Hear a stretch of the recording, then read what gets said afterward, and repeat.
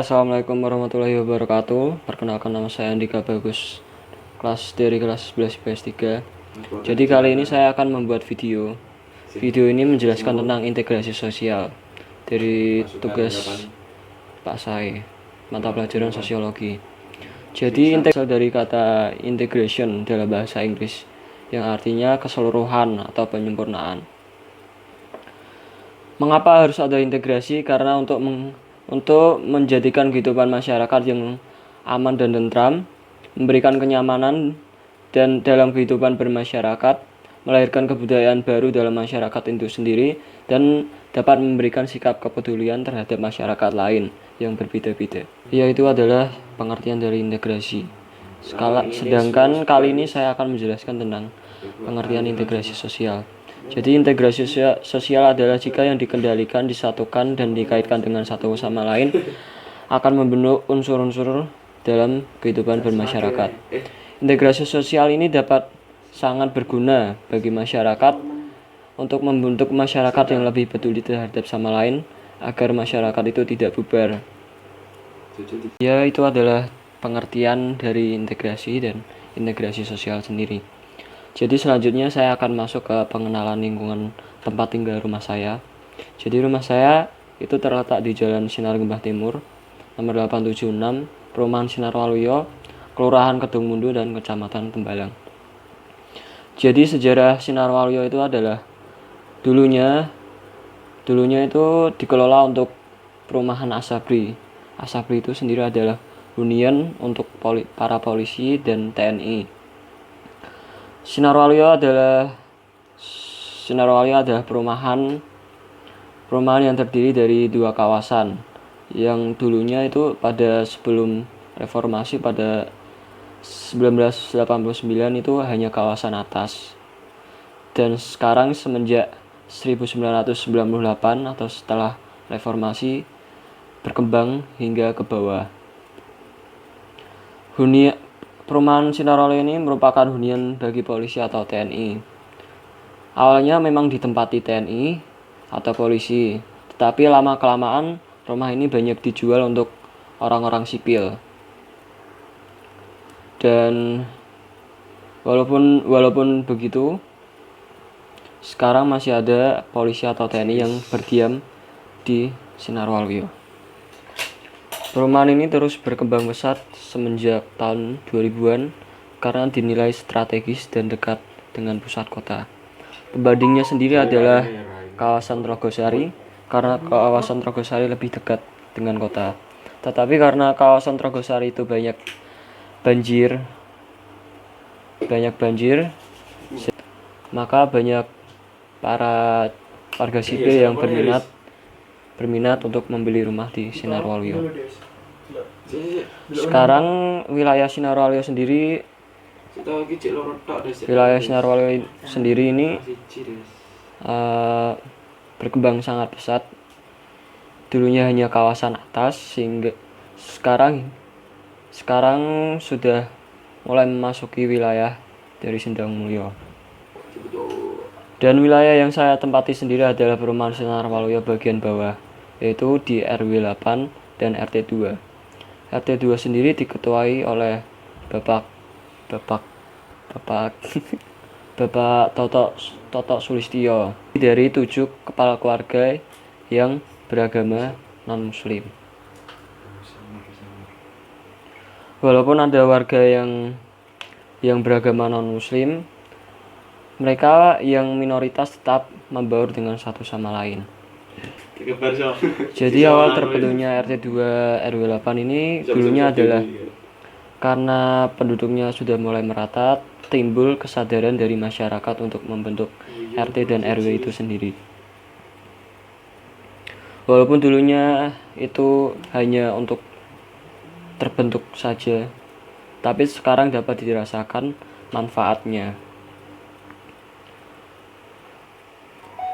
Dan dari RW 08 itu terdiri dari 9 RT, karena di salah satu atau salah dua RT terdapat kelebihan penduduk, yaitu yang saya tahu 60 atau 70 kakak.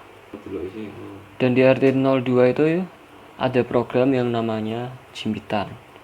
Jadi jimpitan itu diambil setiap malam, setiap hari. Ketua RT turut mendampingi pengambilan jimpitan itu setiap hari. Jadi ketua RT dengan warganya dapat bertemu atau menjalin sosialisasi atau tatap muka secara langsung setiap harinya.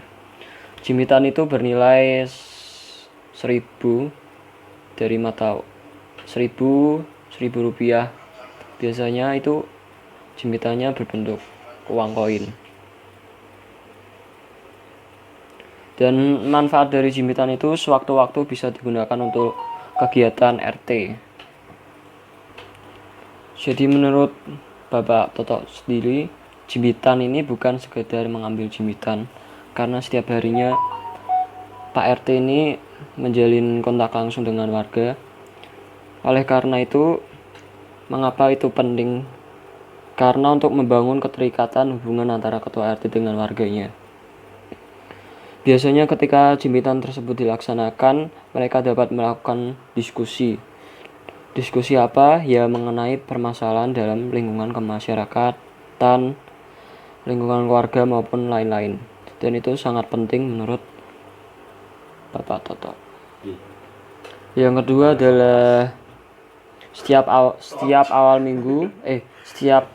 minggu kedua awal bulan itu dilaksanakan kerja bakti.